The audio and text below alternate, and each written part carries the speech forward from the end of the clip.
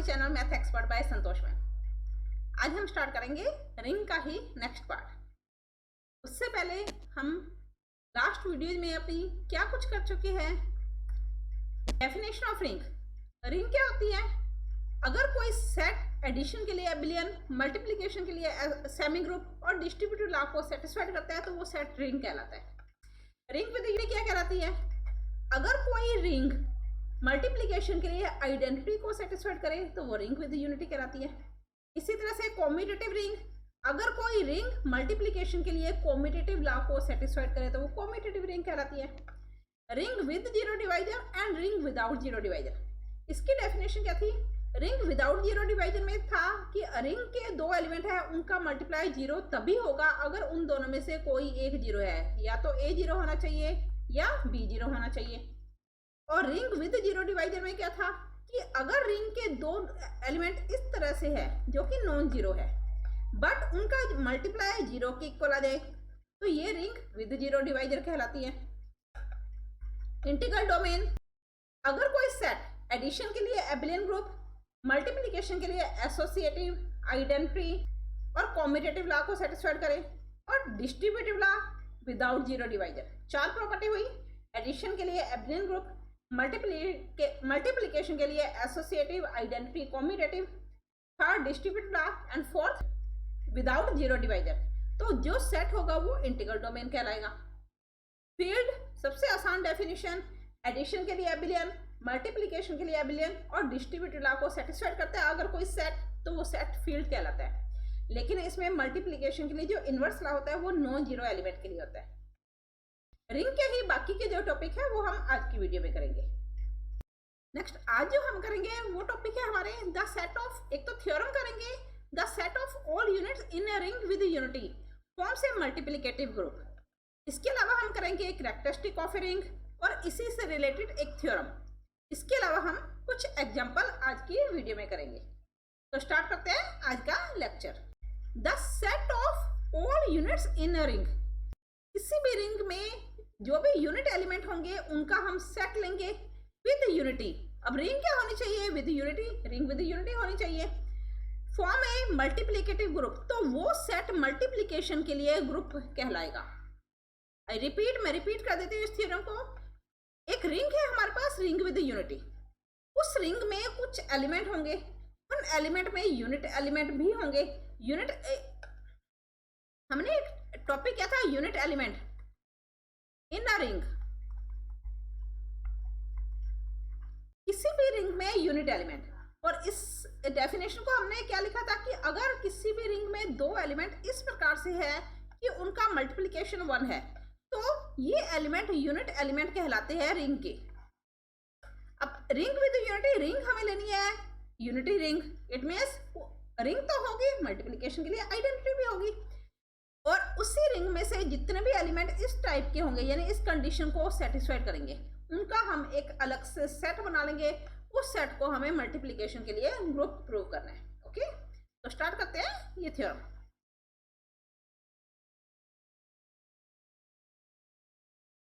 तो स्टार्ट करते हैं इसका प्रूफ। तो देखो हमें सबसे पहले गिवन क्या है? एक रिंग है विद यूनिटी, तो let R is a ring with unity. अब इसका मीन्स क्या हुआ? हमें गिवन क्या है? दैट इज आर एडिशन के लिए एबिलियन ग्रुप है,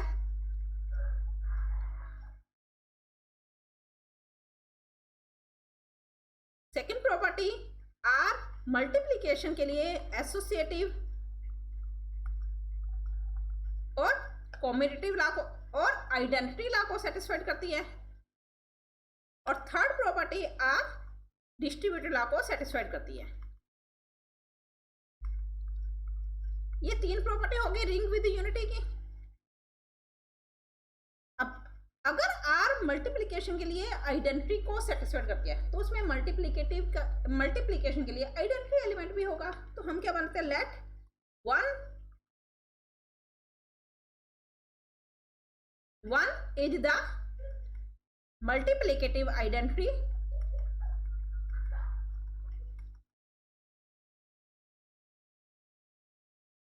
of R. आर की मल्टीप्लिकेटिव आइडेंटिटी क्या होगी 1। अगेन देखो the set of all units in a ring, तो हम एक सेट ले लेते हैं। मान लिया let S is a set of all unit elements, unit elements का सेट लिया। अब यूनिट एलिमेंट्स किसके लिए, आर के ऑफ आर। अब एस एक सेट है सारे के सारे यूनिट एलिमेंट का। अब आर में आइडेंटिटी 1 है तो एस में भी आइडेंटिटी 1 होगी, क्योंकि अगर एस यूनिट एलिमेंट का सेट है तो 1 भी एक यूनिट एलिमेंट होगा ना, क्योंकि 1 को 1 से मल्टीप्लाई करें तो 1 आएगा। तो 1 बिलोंग करेगा एस को, देयरफॉर 1 बिलोंग्स टू एस। 1 तो एस में होगा, कंफर्म है। हमें एस को प्रूव करने की वो मल्टीप्लिकेशन के लिए ग्रुप होना चाहिए। अब ग्रुप क्या था, ग्रुप थ्योरी हमने फर्स्ट ईयर में पढ़ी हुई है। ग्रुप थ्योरी में ग्रुप की डेफिनेशन की थी। ग्रुप क्या होता है कि जो अगर हमें एडिशन के लिए प्रूव करना है तो एडिशन की प्रॉपर्टी, मल्टीप्लिकेशन के लिए करना है तो मल्टीप्लिकेशन की प्रॉपर्टी। ग्रुप की डेफिनेशन होती है कि जो सेट एसोसिएटिव, आइडेंटिटी और इनवर्स लॉ को सेटिस्फाई करता है वो सेट ग्रुप कहलाता है। ओके, लेकिन साथ के साथ उसमें क्लोजर प्रॉपर्टी भी होनी चाहिए। तो अगर 1 एस में है, एस यूनिट एलिमेंट का सेट है, इसमें 1 एस में होगा। हमें मल्टीप्लिकेशन के लिए ग्रुप प्रूव करना है तो सबसे पहला लॉ क्या होता है, एसोसिएटिव लॉ। अब एसोसिएटिव लॉ के लिए एस के 3 एलिमेंट लिए, ए बी सी एस में है। अगर ये तीनों एलिमेंट एस में है तो ए बी सी आर में भी होंगे, क्योंकि एस के अंदर जितने भी एलिमेंट लिए हैं वो आर में से लिए हैं, तो ए बी सी आर में भी होंगे। अगर ये आर में है, आर एक रिंग है, रिंग मल्टीप्लिकेशन के लिए एसोसिएटिव लॉ को सेटिस्फाइड करती है। तो यहाँ पर हम बाय एसोसिएटिव लॉ इसे इस तरह से लिख सकते हैं, A B C is equal to A B C, यानी एसोसिएटिव लॉ सेटिस्फाइड होगा। क्लोजर प्रॉपर्टी के लिए देखो हमने अगेन मान लिया ए बी ये एस में है और सी डी ये दोनों एलिमेंट एस में है, ये दोनों एलिमेंट एस में है। और एस में है क्या, जितने भी एलिमेंट है वो यूनिट एलिमेंट है। इट मीन्स किन्हीं दो का मल्टीप्लाई कहीं ना कहीं 1 आएगा। तो मान लिया ए को सी से किया तो ये 1 आ रहा है, इसी तरह से बी को डी से किया तो ये भी 1 आ रहा है। ओके, अब देखो हमें प्रूव क्या करना है, ए बी एस में होना चाहिए। तो ए बी डी सी हमने अभी किया है कि एसोसिएटिव लॉ को सेटिस्फाइड करते हैं। एस में अगर कोई एलिमेंट है तो वो एसोसिएटिव लॉ को सेटिस्फाइड करेगा। तो यहाँ पर अगर हम एसोसिएटिव लॉ लगाए तो इसे बी डी सी लिख सकते हैं। बी डी किसके इक्वल है, 1 के इक्वल है। तो ए बी और डी का मल्टीप्लाई है 1 सी, ए को 1 से मल्टीप्लाई किया तो ए मल्टीप्लाई सी, ए सी अगेन 1 के इक्वल है। It means A B D C का मल्टीप्लाई क्या हुआ, 1 हुआ। किन्हीं भी दो एलिमेंट का मल्टीप्लाई अगर 1 आ रहा है तो वो एलिमेंट किसका हो गया, एस का हो गया, क्योंकि एस के अंदर यूनिट एलिमेंट ही आ रहे हैं। अब देखो दो एलिमेंट का मल्टीप्लाई 1, इट मीन्स ये दोनों एलिमेंट एस के ही होंगे। That means that is A B S को बिलोंग करेगा और डी सी एस को बिलोंग करेगा, होगा ना ऐसा। अब ए और बी दो एलिमेंट एस में थे, हमने प्रूव कर दिया उनका मल्टीप्लाई भी एस में है, यानी एस क्लोजर प्रॉपर्टी को सेटिस्फाइड करता है। एसोसिएटिव हो गई, क्लोजर हो गई। हमें प्रूव क्या करनी है, आइडेंटिटी और इनवर्स। अब देखो आइडेंटिटी, हमने आइडेंटिटी तो ले ही ली थी कि 1 एस में है। 1 है क्या, ये यहां पर हम लिख सकते हैं where 1 is the multiplicative identity. हमने लिखा भी हुआ पर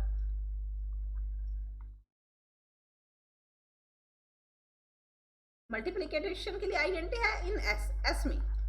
तो एस में मल्टीप्लिकेशन के लिए आइडेंटिटी हो गई, एसोसिएटिव लॉ हो गया और क्लोजर प्रॉपर्टी होगी। इसके अलावा इनवर्स लॉ और रह गया। अब इनवर्स लॉ देखो हमने अभी क्या लिखा है कि ए और सी का मल्टीप्लाई 1 के इक्वल है। इसका मीन्स क्या हुआ, 1 आइडेंटिटी है यहाँ पर। इनवर्स लॉ क्या होता है कि अगर ए को ए इनवर्स से मल्टीप्लाई करे तो सॉल्यूशन आइडेंटिटी आना चाहिए। ए को सी से मल्टीप्लाई करे आंसर 1 आ रहा है, इट मीन्स ए का इनवर्स सी हो गया और सी का इनवर्स ए हो गया। इसी तरह अगर बी और डी एस में है तो बी का इनवर्स बी हो गया, डी का इनवर्स बी हो गया, यानी हर एक एलिमेंट का इनवर्स है। ओके, एस एसोसिएटिव लॉ को सेटिस्फाई करता है, आइडेंटिटी लॉ को सेटिस्फाई करता है, इनवर्स लॉ को। तो हम क्या लिखेंगे, hence S is a multiplicative group. S multiplication के लिए एक ग्रुप होगा। ओके, आगे समझिए थ्योरम। नेक्स्ट हमारी डेफिनेशन है। इस टॉपिक के बाद हमें क्या करना था, कैरेक्टरिस्टिक ऑफ ए रिंग, किसी भी रिंग का अभिलक्षण। तो नेक्स्ट टॉपिक है हमारा कैरेक्टरिस्टिक ऑफ ए रिंग। सबसे पहले मैं आपको इसके बारे में समझा देती हूँ। ये क्या होती है, ये होती है कि अगर किसी एलिमेंट को, मान लिया रिंग का कोई एक एलिमेंट ए है, ए को अगर एन से मल्टीप्लाई किया, सॉल्यूशन 0 आ गया, तो ये एन क्या कहलाएगा, रिंग का कैरेक्टरिस्टिक कहलाएगा। अगर रिंग का कोई भी element for all A belongs to R के लिए अगर हम उस एलिमेंट को n से मल्टीप्लाई करें, N A is equal to 0 आ जाए, तो ये n characteristic of a ring कहलाता है। और ये होना क्या चाहिए, ये मिनिमम एलिमेंट होना चाहिए। n क्या है यहाँ पर, वेयर n इज, यहाँ पर n क्या है, minimum positive integer. It means n की वैल्यू हमारे पास एक से ज्यादा आएंगी, एक सिंगल वैल्यू नहीं होगी, एक से ज्यादा वैल्यू होंगी। उसमें जो सबसे छोटी पॉजिटिव वैल्यू होगी वो कैरेक्टरिस्टिक ऑफ ए रिंग कहलाएगा।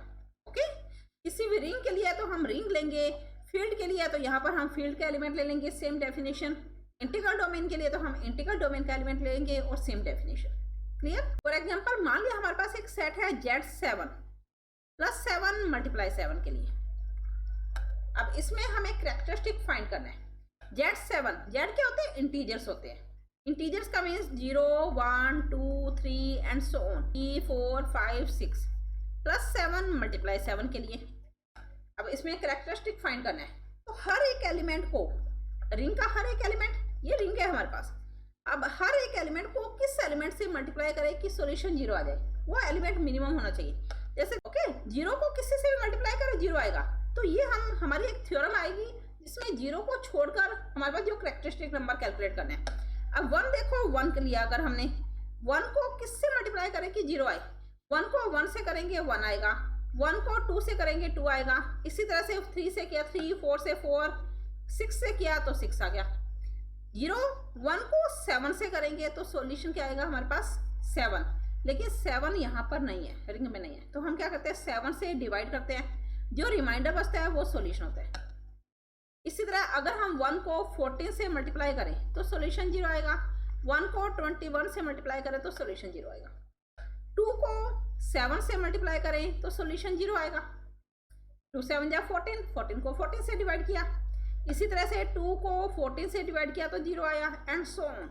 ओके, सेम 3 एलिमेंट के लिए आ जाएगा, सेम 4 के लिए होगा। तो हमारे पास वैल्यू 0 कब आ रही है, जब हम 7 से मल्टीप्लाई कर रहे हैं, 14 से, 21 से, 28 से मल्टीप्लाई करेंगे। अब 7, 14, 21 ये सारे मल्टीप्लाई करने पर इन सबको किसी भी एलिमेंट से मल्टीप्लाई करें तो सॉल्यूशन 0 आ रहा है। तो इन सब में सबसे छोटी वैल्यू क्या है हमारे पास, 7 है। तो 7 क्या कहलाएगी, कैरेक्टरिस्टिक ऑफ ए रिंग कहलाएगी। ओके, अब इसको डिफाइन किस तरह से करेंगे, the characteristic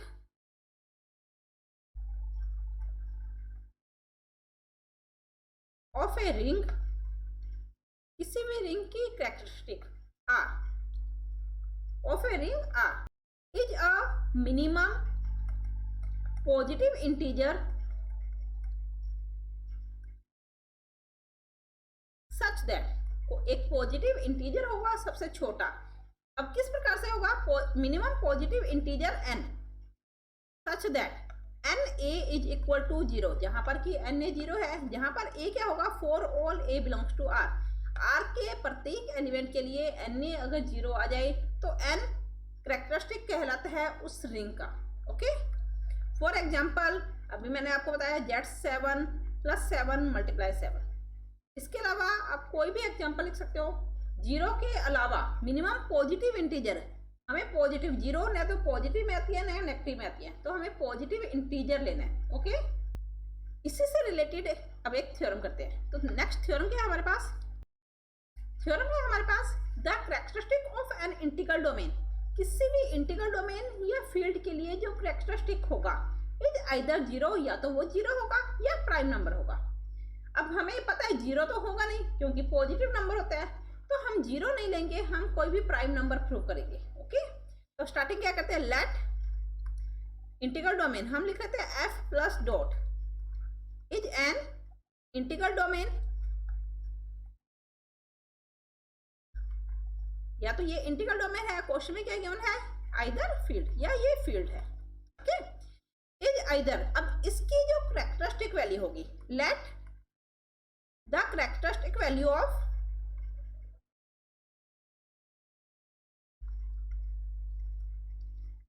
F is non zero. मान लिया एफ की जो कैरेक्टरिस्टिक वैल्यू है वो जीरो नहीं है। अब या तो जीरो होने चाहिए थे या प्राइम नंबर, अब जीरो तो है नहीं, तो सॉल्यूशन क्या आना चाहिए, प्राइम नंबर। और प्राइम नंबर की कोई भी थ्योरम आ जाए, पहले भी मैं 2 थ्योरम करवा चुकी हूँ, नोट प्राइम लेके स्टार्ट करेंगे, यानी एज ए कॉन्ट्रडिक्शन लेके स्टार्ट करेंगे। तो हम क्या मानेंगे, let P is the characteristic value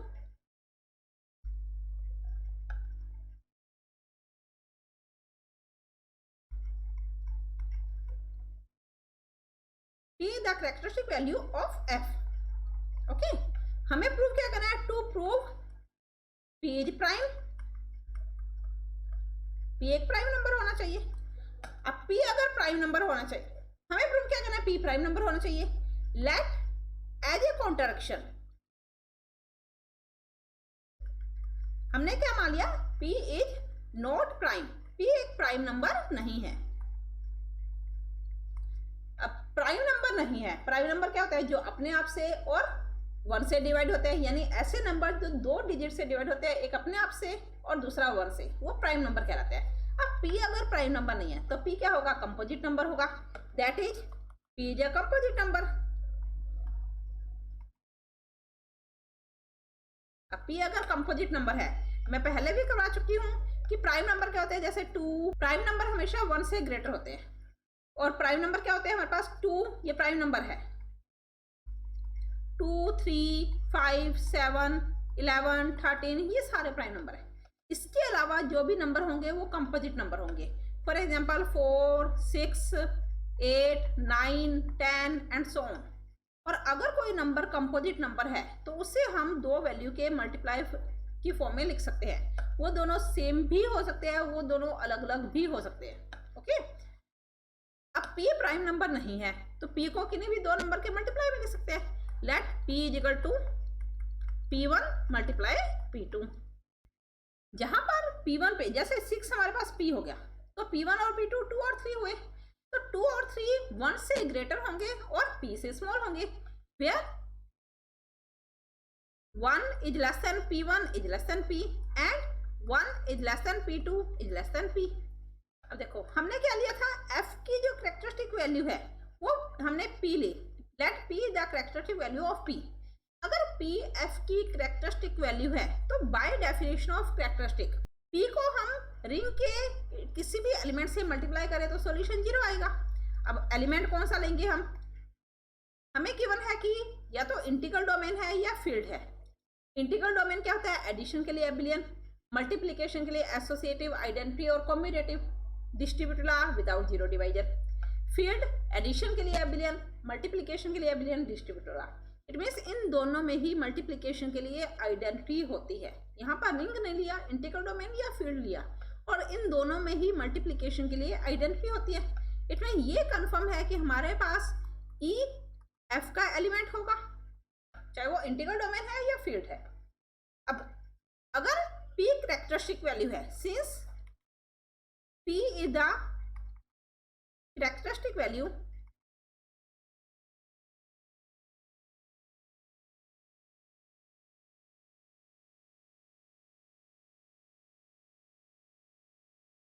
of F, F की कैरेक्टरिस्टिक वैल्यू है।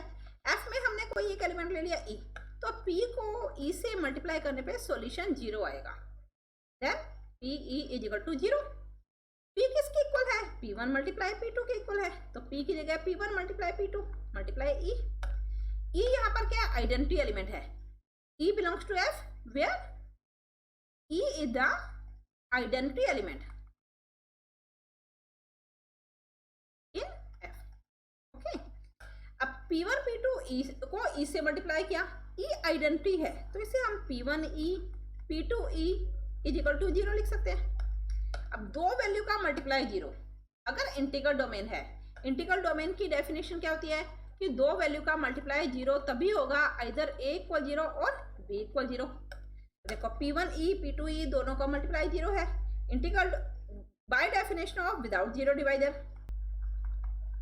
विदाउट जीरो डिवाइडर की डेफिनेशन के अकॉर्डिंग क्या हो गया हमारे पास, either P1e is equal to 0 और P2e इज इक्वल टू 0। तो देखो अगर P1e 0 है, e क्या था, f का ही कोई एलिमेंट था, तो e को P1 से मल्टीप्लाई करने पे सॉल्यूशन 0 आ रहा है, तो P1 हमारे पास क्या हो जाएगी, कैरेक्टरिस्टिक वैल्यू हो जाएगी। और अगर P2e इक्वल 0 है तो P2 क्या हो जाएगी हमारे पास, कैरेक्टरिस्टिक वैल्यू हो जाएगी, होगा ना ऐसा। तो अगर therefore either if P1e is equal to 0 then P1 is the characteristic value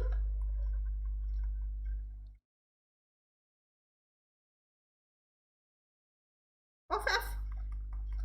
इसी तरह से and if P2e is equal to 0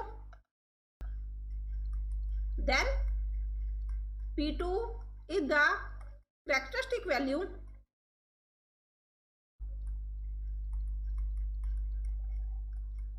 of f, ऐसा होगा ना। बट कैरेक्टरिस्टिक वैल्यू की डेफिनेशन क्या थी कि कैरेक्टरिस्टिक वैल्यू एक मिनिमम पॉजिटिव इंटीजर होता है। हमने यहाँ पर क्या लिया था कि P f की कैरेक्टरिस्टिक वैल्यू है, तो P सबसे छोटी कैरेक्टरिस्टिक वैल्यू होगी, P से छोटी कोई वैल्यू नहीं होनी चाहिए, जबकि P से छोटा P1 भी है P2 भी है। तो अगर P1 कैरेक्टरिस्टिक वैल्यू है तो हमने P को जो माना वो गलत होगी, अगर P2 कैरेक्टरिस्टिक वैल्यू है तो भी P को कैरेक्टरिस्टिक मानना गलत हो जाएगा। इट मीन्स हमने जो माना है वो गलत हो गया।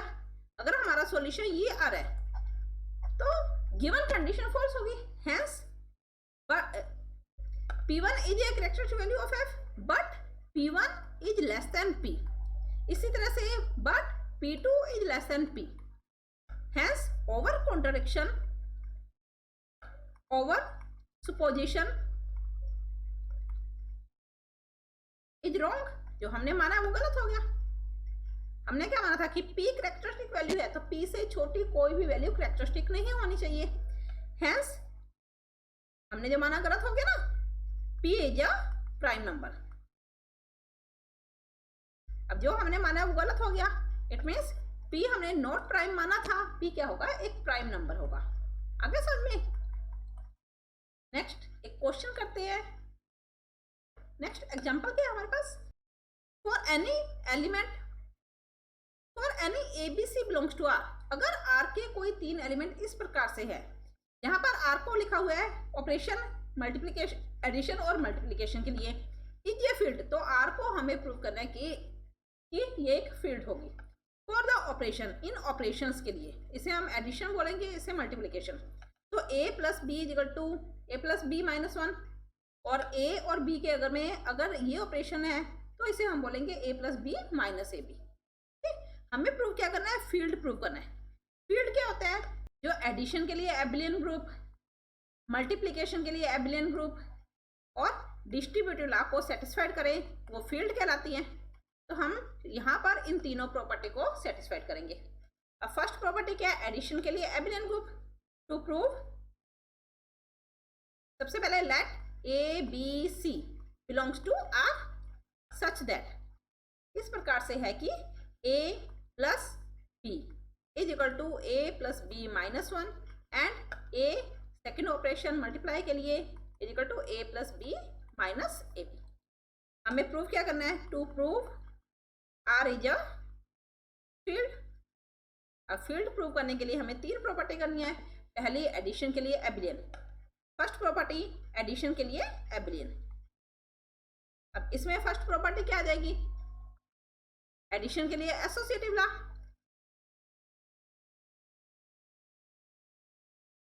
अब एडिशन की जगह हमारे पास ऑपरेशन क्या है, इस ऑपरेशन। तो इसके लिए हमें सबसे पहले एसोसिएटिव लॉ करना है। एसोसिएटिव लॉ क्या होता है, A plus B plus C, okay, is equal to. अब देखो सॉल्यूशन क्या होगा, A प्लस, अगर दो वैल्यू के बीच में, दो एलिमेंट्स के बीच में ये सिंबल आ रहा है तो उसका सॉल्यूशन क्या होगा, इन दोनों एलिमेंट्स का एडिशन -1। तो इन दोनों एलिमेंट यानी B और C के बीच में ये सिंबल आ रहा है, ऑपरेशन आ रहा है, तो इसका सॉल्यूशन क्या होगा हमारे पास, b प्लस c, इन दोनों एलिमेंट्स का एडिशन -1। अगेन देखो a और b प्लस c -1, इन दोनों से के बीच में हमारे पास ये सिंबल आ रहा है, तो सॉल्यूशन क्या देगा, इन दोनों का addition a plus b plus c -1 और माइनस का 1, it means a plus b plus c -2। Okay, ये तो हो गई हमारे पास लेफ्ट हैंड साइड। अब राइट हैंड साइड करेंगे हम, यानी a ऑपरेशन b और ये ऑपरेशन लगाने पे c। अब a और b के बीच में एडिशन का ऑपरेशन आ गया, इट मीन्स इन दोनों एलिमेंट्स का एडिशन -1 और प्लस में c।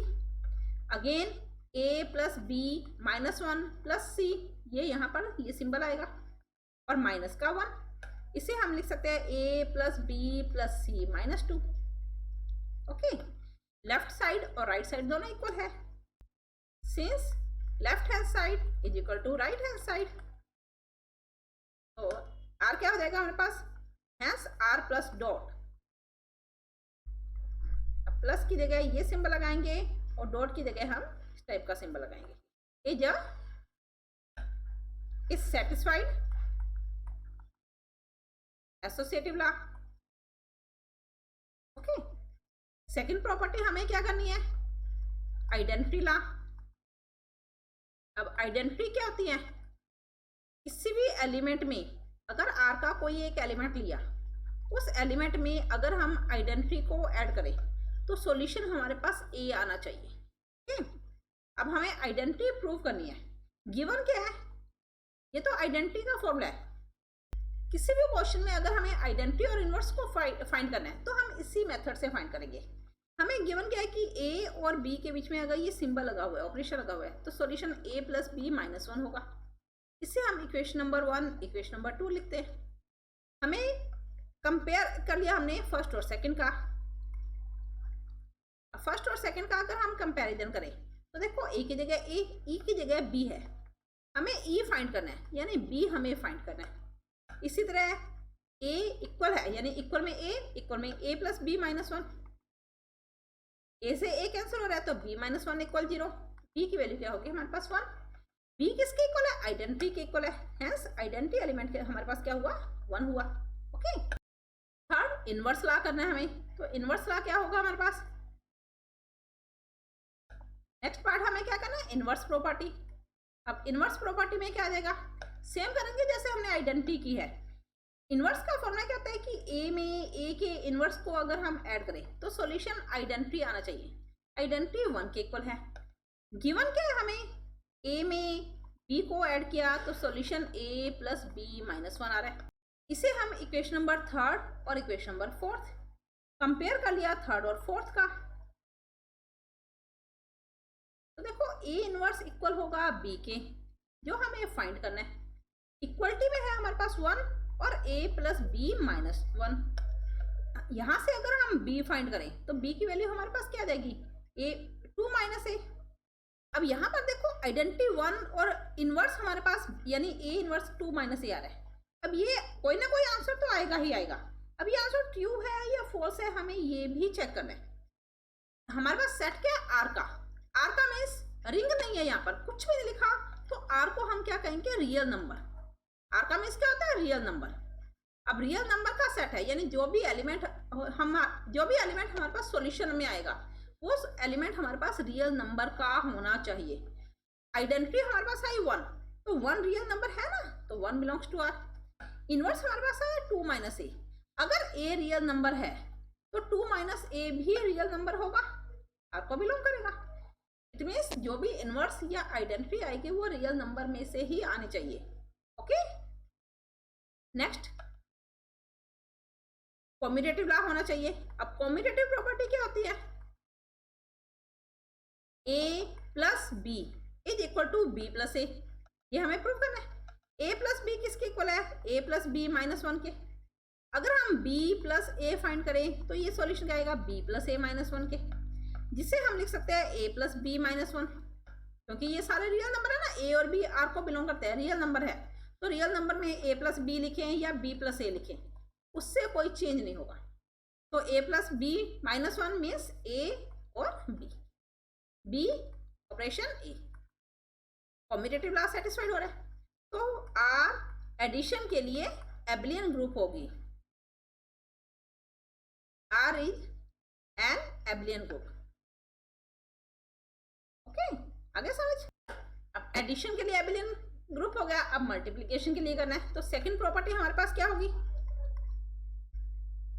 मल्टीप्लिकेशन के लिए एबलियन ग्रुप। अब मल्टीप्लिकेशन की जगह हमारे पास ये ऑपरेशन है, इज एन एबलियन ग्रुप। ये हमें प्रूव करना है। अब इसमें फर्स्ट प्रॉपर्टी हमारे पास क्या देखिए, एसोसिएटिव लॉ। एसोसिएटिव लॉ के लिए अगेन देखो, ए ऑपरेशन हमारे पास ये है, बी एंड सी। ओके, ये लेफ्ट हैंड साइड है, फिर हम राइट हैंड साइड करेंगे। अब अगर दो वैल्यू के बीच में ये सिंबल लग रहा है ए मल्टीप्लाई बी, तो सॉल्यूशन किसके इक्वल होता है, इन दोनों एलिमेंट्स का एडिशन माइनस इन दोनों का मल्टीप्लाई।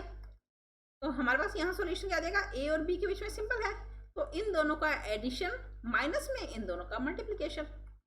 और अगेन सी, फिर से इन दोनों वैल्यू के बीच में सिंबल आ गया मल्टीप्लिकेशन का, तो इन दोनों का एडिशन, फर्स्ट वैल्यू ए प्लस बी माइनस ए बी प्लस सी, माइनस में इन दोनों का multiplication, it means a plus B minus A b multiply c, जिसे हम लिख सकते हैं a plus B plus c minus A b minus a c minus b c plus a B C.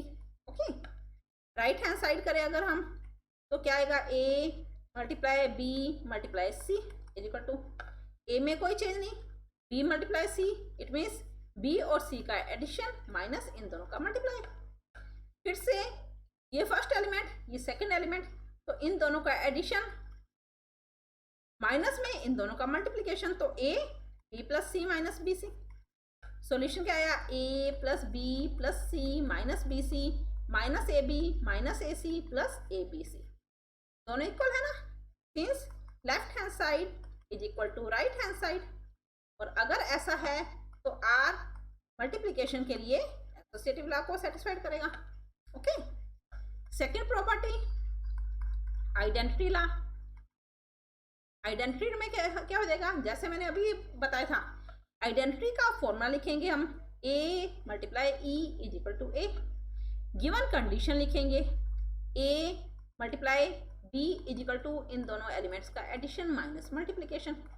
हमने फोर्थ इक्वेशन तक बना ली थी, equation number fifth and sixth, compare कर दिया फिफ्थ और सिक्स्थ का, तो आइडेंटिटी इक्वल होगी हमारे पास बी के, जो कि हमें कैलकुलेट करनी है, और ए इक्वल होगा a plus B minus A B के। ए से ए कैंसिल होना ना, हम यहाँ ग्रुप की प्रॉपर्टी नहीं, ये सारे रियल नंबर है हमारे पास, तो ए से ए सिंपल तरीके से कैंसिल कर सकते हैं।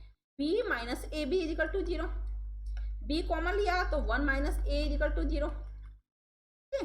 हमें कैलकुलेट क्या करना है, बी कैलकुलेट करना है, तो बी की वैल्यू 0 आ जाएगी ना, आइदर 1 माइनस ए 0 और B is equal to 0, either 1 minus A equal 0 और बी इक्वल 0। तो बी क्या आ गया हमारे पास, 0 के इक्वल। बी क्या थी, आइडेंटिटी थी, तो आइडेंटिटी क्या आ गई 0 के इक्वल। तो आइडेंटिटी क्या है 0, 0 रियल नंबर को बिलोंग करता है, तो आइडेंटिटी एलिमेंट हमारे पास क्या हुआ 0। इसी तरह से हम इनवर्स फाइंड करेंगे। आ रहा है सामने आपको,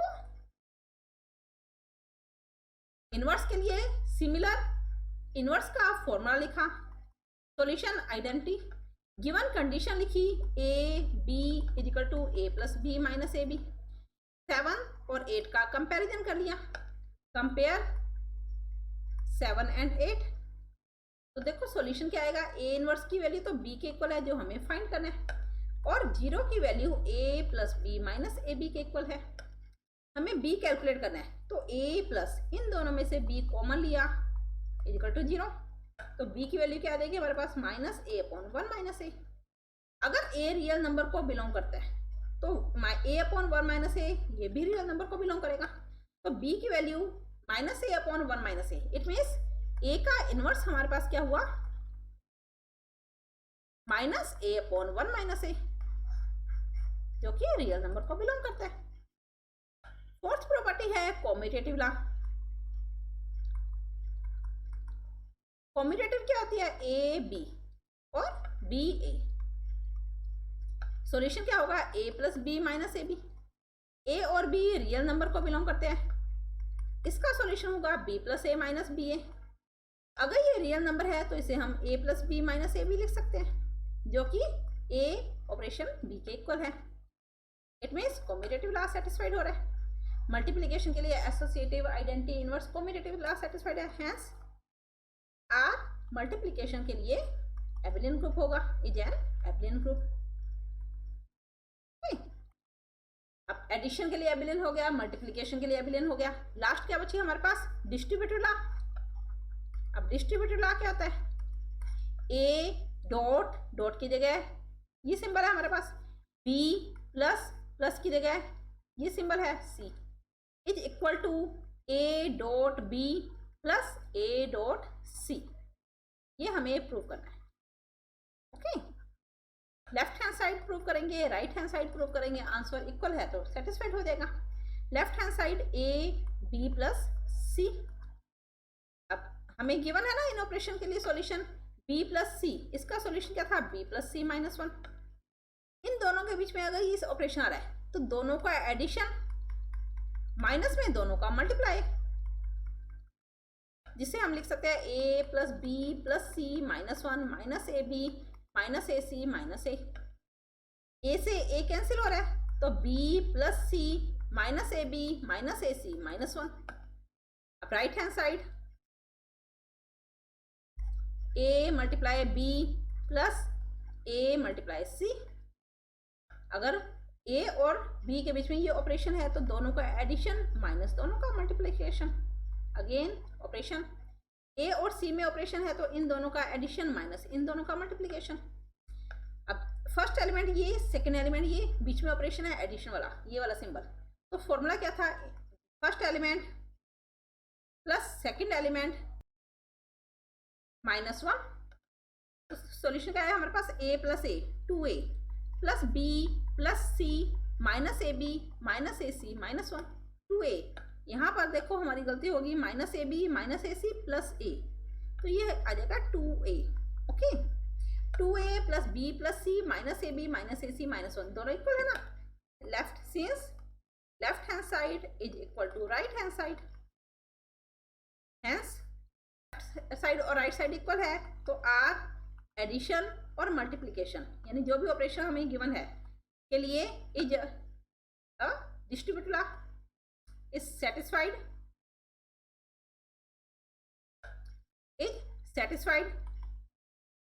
डिस्ट्रीब्यूटिव लॉ। अब आर एडिशन के लिए एबेलियन ग्रुप, मल्टीप्लिकेशन के लिए एबेलियन ग्रुप और डिस्ट्रीब्यूटिव लॉ को सेटिस्फाइड करता है, तो आर क्या हो जाएगा? फील्ड हो जाएगी, hence R operation is a field. Given operation के लिए ये फील्ड हो गई, हेंस प्रूव्ड। ओके, अगर समझ में इस टाइप के और भी क्वेश्चन हैं जिन्हें आप ट्राई करना। अगर आपको उन किसी भी क्वेश्चन में आज के टॉपिक में या इसके अलावा रिंग के किसी भी टॉपिक में कोई डाउट हो तो आप मुझे कमेंट कर सकते हो। अगर आपको आज का टॉपिक अच्छा लगा तो आप इसे लाइक करें, शेयर करें, सब्सक्राइब करें और बेल आइकन पर क्लिक करें ताकि मेरा नोटिफिकेशन आप तक पहुंच सके। धन्यवाद, मिलते हैं नेक्स्ट वीडियो में नेक्स्ट चैप्टर के साथ।